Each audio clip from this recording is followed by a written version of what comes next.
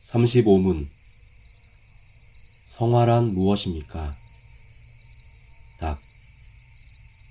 성화란 하나님의 자유로운 은혜의 사역으로 이것에 의하여 우리는 하나님의 형상을 따라 전 인격에 걸쳐 새롭게 되고 죄에 있어서는 점점 더 죽게 되고 그리고 의에 있어서는 점점 더 살게 됩니다.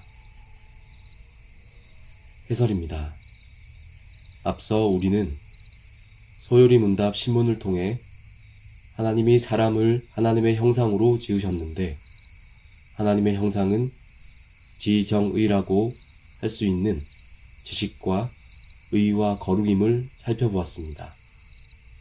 기독교 신자가 된다는 것은 잃어버린 하나님의 형상을 회복하는 것입니다. 그리스도인이 되면 당연히 참된 지식과 의와 거룩이 무엇인지 알게 되고 이것을 갖추기 위해 노력하게 됩니다. 그러면 신자의 삶에 변화가 일어나 다른 사람이 옆에서 보기에도 보통 사람과 다르다는 느낌을 받습니다. 성화의 목표는 무엇일까요?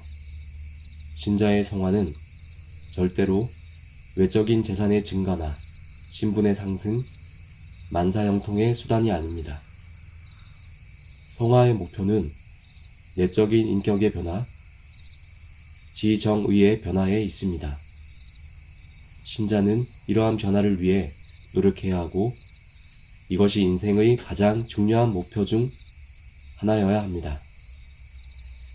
교회에서 직분자를 뽑을 때도 재산, 외모, 신분과 같은 외적 조건들이 기준이 되어서는 안 되고 성화가 기준들 중 하나가 되어야 합니다.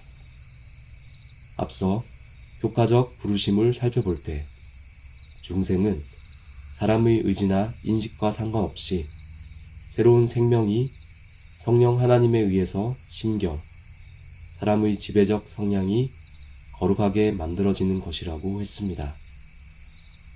또 성경 구절들을 통해 지배적 성향의 거룩함은 지식과 정서와 의지의 변화로 나타난다는 사실을 살펴보았습니다.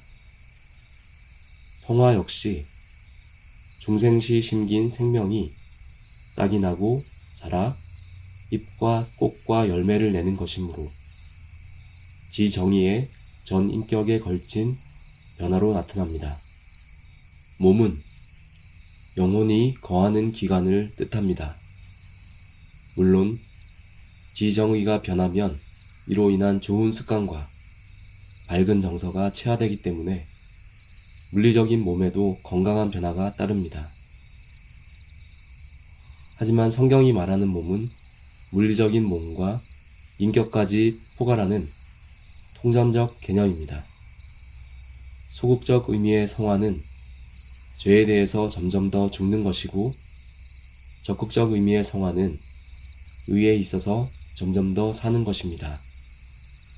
우리의 옛사람이 예수와 함께 십자가에 못 박힘으로써 죄의 몸은 죽었습니다. 그래서 우리는 이제 죄에게 종노릇하지 않아도 됩니다. 그리스도 예수의 사람들은 육체와 함께 그 정욕과 탐심을 십자가에 못 박았습니다. 죄에 대해서 점점 더 죽으면 자연히 의에 있어서는 점점 더 살게 됩니다. 이 일은 동시에 이루어집니다. 죄에 대해 완전히 죽은 다음에야 의에 있어서 사는 일이 발생한다면 우리가 살아가는 동안 적극적 의미의 성화는 나타날 수 없을 것입니다. 이 땅에 사는 사람이 죄에 대해서 완전히 죽는 일은 불가능하기 때문입니다. 이는 집이나 교회의 신뢰를 환기할 때와 비슷합니다. 더러운 공기가 외부로 빠져나가면 그만큼 깨끗한 공기가 내부로 들어오듯이 사람의 죄가 죽는 만큼 의가 그 자리를 차지합니다. 우리가 소요리 문답 18문에서 살펴본 것처럼 죄는 죄책과 전 속성의 부패를 가져옵니다. 반대로 죄책을 제거하는 것은 칭의이고 전 속성의 부패를 제거하는 것은 성화라고 할 수 있습니다. 죄책의 제거는 하나님의 법정에서 단번에 이루어지는 신분의 변화를 가져옵니다. 그리고 부패의 제거는 우리 삶에서 평생에 걸쳐 점진적으로 이루어지는 내면의 변화를 가져옵니다.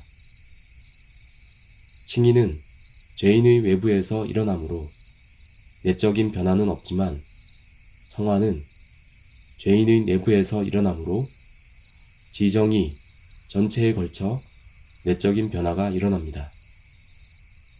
칭의는 단번에 완성되고 성화는 지속적 과정으로 죽을 때까지 완성되지 않습니다.